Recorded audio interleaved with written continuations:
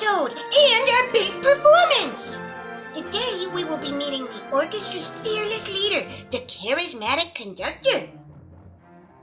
Then all of us nerds get to join Portland Columbia Symphony and perform the Meet the Instruments orchestral piece together. I'm so excited!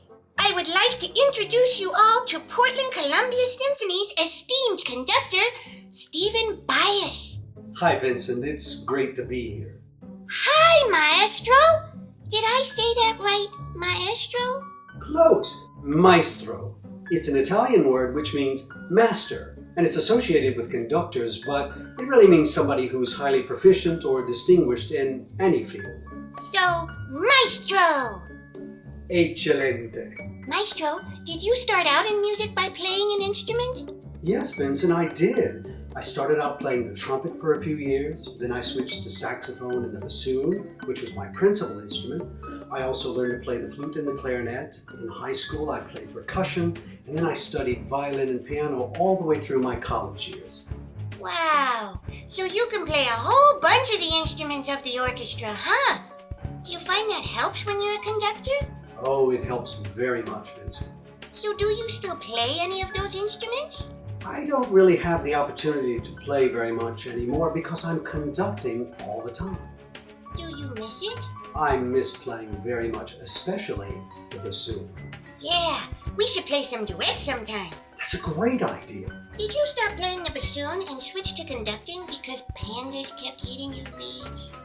Yes, those sneaky pandas. They are sneaky. They always sneak into my house and eat my best reeds. They love bamboo. Maestro, why did you become a conductor? Well, when I was 8 years old, in the 3rd grade, I went to see a symphony orchestra for the very first time, and I was so fascinated with everything that was on stage, all the instruments doing different things at the same time. But I was most fascinated by the person in front, the conductor, who was helping lead the musicians. I wanted to do what he was doing. So do you remember the first piece of music that you ever conducted? Oh yes, I was in the 8th grade, 12 years old, and I conducted the Washington Post March by John Philip Sousa for my entire school. Wow, only 12 years old? Were you nervous? I wasn't nervous, I was super excited. Yeah, Sousa's really fun music, huh? Oh, it's rousing and energetic. I love Sousa. So, Maestro, what exactly does a conductor do? A conductor is a leader who helps musicians play together. A conductor helps start and stop the music, sets the tempo or the speed, whether things are fast or slow, and whether things are soft or loud. It's really exciting to be a conductor. Cool! I noticed that conductors have special sticks that they wave around.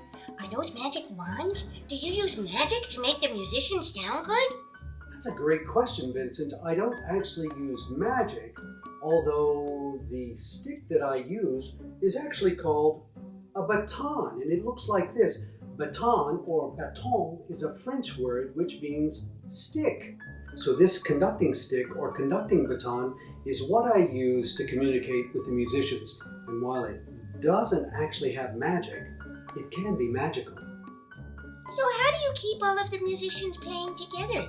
Are you just randomly waving your baton around to the music, or is there a pattern? Actually, when you see a conductor, sometimes it looks like they're just randomly moving their arms, but we actually have a lot of patterns and signals that we use to communicate with the orchestra, and it helps them know when and where to play. So is that kind of similar to when a baseball coach signals their players what to do? It's just like a baseball coach with their secret signals and messages that they use for their players. That's so cool! So you're sending secret messages to all of the musicians! That's exactly right, Vincent. Will you please teach me a pattern? Absolutely, Vincent. The piece we're about to perform, Meet the Instruments, is in a 4-beat pattern. That means I have to give 4 clear gestures so that the musicians will know exactly when and where to play. A 4-beat pattern looks like this: down, across, out, and up.